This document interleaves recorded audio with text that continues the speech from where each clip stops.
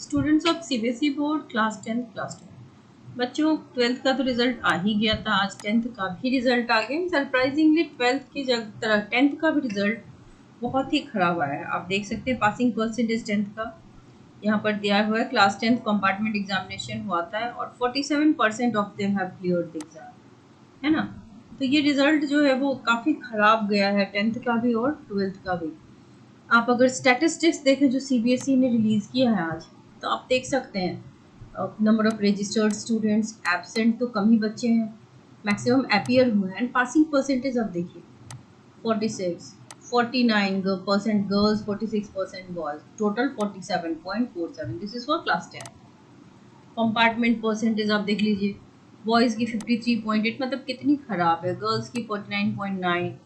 So the result is surprisingly very bad. Improvement में तो चलो अपीयर्ड कितने भी रजिस्टर्ड है वो दिया हुआ है।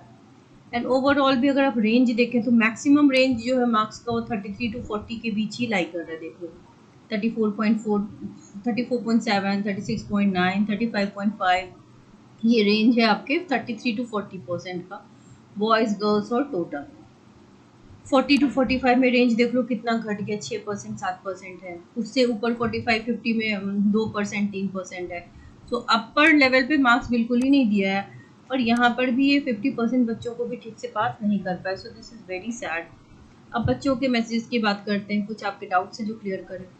पास हो गए, जो बच्चे पास हो गए क्लास 10th के हो, 12th के हों, वेरी गुड, लाइफ में आगे बढ़िए, many many congratulations to you. But हम उन बच्चों को भी नहीं छोड़ सकते जिन बच्चों का फिर से कंपार्टमेंट आ गया है। करेक्ट। बच्चों में काफ़ी गुस्सा है, एंगर है रिजल्ट को लेकर के, दुखी हैं, अपसेट हैं। कंपार्टमेंट दे दिया, बच्चे कुछ बच्चे खुश हैं।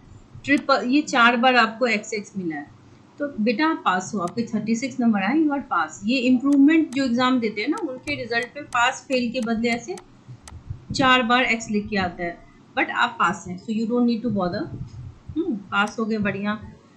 कुछ बच्चे हैं जो बता रहे हैं कि मार्क्स रिपीट आ गए। अब ये समझ नहीं आ रहा कि अगर आपने ज़्यादा लिखा है इस बार तो कैसे आपको फिर से उतने ही नंबर आ गए।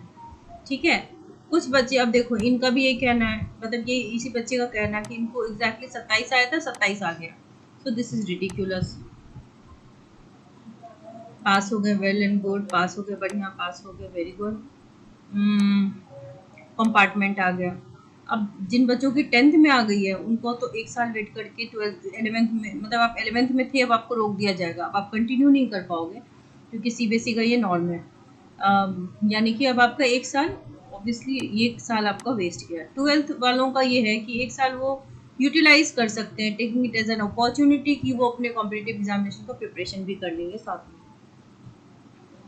तो देखो जो पास हैं उनकी तो कह नहीं सकते, बट हाँ बहुत से बच्चों, कुछ ही बच्चे हैं जिनके नंबर अच्छे आ गए, लाइक 60 नंबर इन साइंस।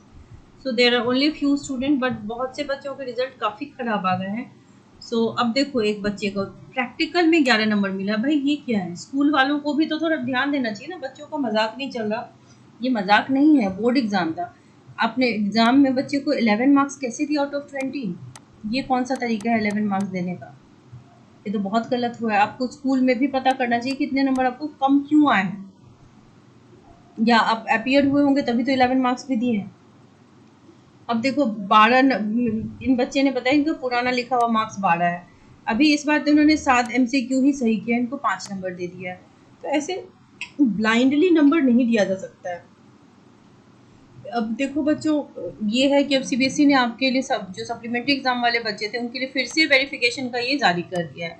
अब कहना तो नहीं चाहिए, बट ये भी हो सकता है स्कीम की मैक्सिमम बच्चे पास नहीं होते हैं, तो फिर अब बच्चे ये सब फॉर्म फिल करने के लिए मजबूर हो जाते हैं। और इसका चार्ज 50 रुपीज़ होता तो बेटर होता, बट ये 500 है, so this is not done. अब अगर आप में से जिनको लग रहा है कि आपने लिखा है and you not getting marks, चाहे 10th के हैं 12th को, आप अप्लाई कर दीजिए। 10th वालों का एप्लीकेशन वेरिफिकेशन का है 7 अगस्त से 8 अगस्त के बीच, एक दिन का विंडो है। ठीक है, तो इफ़ यू आर लाइक कि आपके नंबर सही नहीं आए हैं तो अप्लाई कर दो, जहाँ इतने खर्चे बैठे हैं वहाँ यहाँ भी कर लो, क्या पता नंबर बढ़ ही जाए। देन क्योंकि अगर आपको कॉपी चाहिए, photo copy of evaluated answer sheet, तो उसके लिए आपको स्टेप बाय स्टेप ही जाना पड़ेगा, किसी स्टेप को आप स्किप नहीं कर सकते। ठीक है, 500 यहाँ देना है, उसके यहाँ पे अगर बढ़ गया तो यहाँ नहीं जाना पड़ेगा। नहीं बढ़ा वेरिफिकेशन में मार्क्स तो फोटोकॉपी के लिए फिर से आपको 12 अगस्त को ही एक दिन का टाइम पीरियड है, जिसमें 500 रुपये पर आंसर बुक देनी होती है। और 16 को फिर आपको पर क्वेश्चन आपको 100 रुपीज़ दे करके अप्लाई करना होगा फॉर क्लास 10। 12th वालों, आज आपका लास्ट है, 12 बजे तक का टाइम है। अगर आप में से किसी को सच में लग रहा है बच्चे कि आपके जितने मार्क्स आने चाहिए थे नहीं आए हैं, तो देखो आप अप्लाई कर दो, क्योंकि अब ट्विटर पे हम कितना भी ट्रेंड चलाएं, we will not be able to fight CBSE, isn't it? हम लड़के तो कुछ कर नहीं पाएंगे। तो आप देख लो, अगर आप प्रॉपर तरीके से वेरिफिकेशन आप करा सकते हो तो ये प्रोसेस कर लो। फिर 9 अगस्त को फिर फोटोकॉपी के लिए देख लेना। हाँ, यहाँ पर 700 है। 12th वालों के चार्जेस भी ज़्यादा है, इनका पासिंग क्राइटेरिया भी खराब है। और पासिंग क्राइटेरिया 10th का इजी था, still the result is same. तो ये समझ में नहीं आ रहा कि ये है क्या। अब उन बच्चे को दिखाऊं, देखो ये 4 बार यहाँ पे एक्स करके आता है, ये ओल्ड रिजल्ट है, वो इम्प्रूवमेंट वाले बच्चों के लिए होता है, ठीक है। आप देख सकते हैं इनके नंबर अच्छे हैं, 94, 95, 91, 94, 86। तो this student is definitely pass, isn't it? इसके पास में तो कोई डाउट नहीं है। लेकिन अपीयर्ड फॉर इम्प्रूवमेंट, तो इसके परिणाम में ये एक्स लिख के आता है 4 बार, तो दैट डजंट मीन कि यू आर नॉट पास, ठीक है।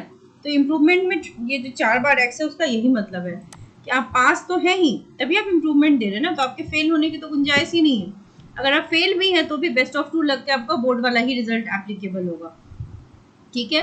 सो अब जो है, अगर आपके वेरिफिकेशन फोटोकॉपी वाले में या रीवैल्यूएशन में नंबर बढ़ जाते हैं तो गुड।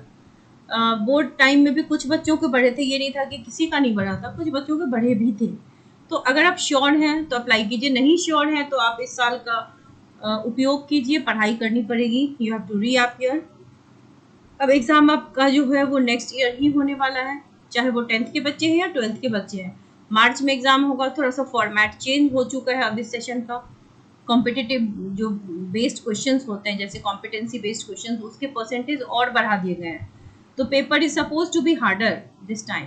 और अब कॉपी चेकिंग की आपको पता चल ही गई है कि it is not very lenient. मतलब हम जैसा समझ रहे थे कि पोस्ट कोविड बैच है तो शायद ईजियर होगा, तो उल्टा आप लोगों से बदला ले लिया। तो अब देख लो कि नंबर आए नहीं सही से जितना आपको एक्सपेक्टेड था, हमें एक्सपेक्टेड था 50% below result was not expected. तो अब अपने आप में ही सुधार लाओ, कोशिश करो। मैं अगर कह रही हूँ कि आप 70 आउट ऑफ 70 टारगेट करो या 80 आउट ऑफ 80 टारगेट करो, ऐसा नहीं है कि यू कांट अचीव इट। आप 30 मार्क्स टारगेट करोगे तो डेफिनेटली पास नहीं होगे, है ना। 70 टारगेट करो, अगर आप 60 भी लाते हो तो आप एक सीबीएसई को जवाब दे रहे हो, ठीक है, अपने आप को जवाब दे रहे हो, अपने आप को प्रूव कर रहे हो कि yes I got it, I am deserving now, ठीक है। तो सीबीएसई को छोड़ो।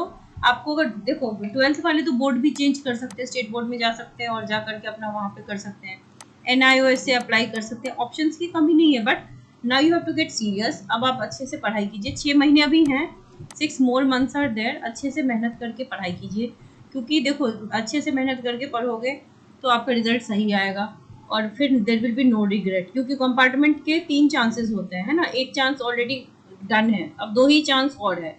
तो तीसरे चांस तक जाने की नौबत ना आए। दूसरा चांस जो है that is giving you 6 marks, 6 महीने में आप कर सकते हैं एक सब्जेक्ट आसानी से तैयार, इजंट इट? अभी होता क्या है ना कि अभी 5 महीने तक बच्चे पढ़ते नहीं है, लास्ट मोमेंट में जाकर के सीरियसनेस आती है, वो भी लास्ट के 15 दिन 7 दिन, और आप ढूंढते हो कि वो कुछ गेस्ट क्वेश्चंस मिल जाएं जिसको पढ़ के हम पास हो जाए। तो बेटा कोई भी टीचर ऐसे गेस्ट क्वेश्चंस नहीं दे सकता 30-40 जिससे आप पास हो सकते हो, दैट इज़ नॉट पॉसिबल। सच कह रही हूँ, कोई भी टीचर ऐसे क्वेश्चन अगर दे रहा है तो वो सही नहीं है, उसमें से क्वेश्चन आएंगे नहीं आएंगे वो ज़रूरी नहीं है, क्योंकि it can be predicted, but ये श्योरिटी के साथ तो कभी नहीं जा सकते ना कि इतने ही आएंगे। हर चैप्टर में अगर 30-30 करोगे तो फिर भी बनता है कि हाँ लॉजिकली कि हम लिख पाएंगे।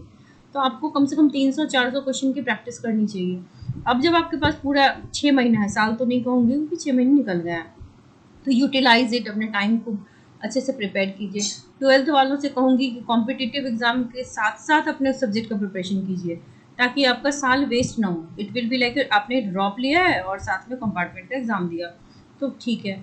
10th वालों, अब जो हो गया उसको आप अंडू नहीं कर सकते ना, रिवर्स में हम जा नहीं सकते हैं।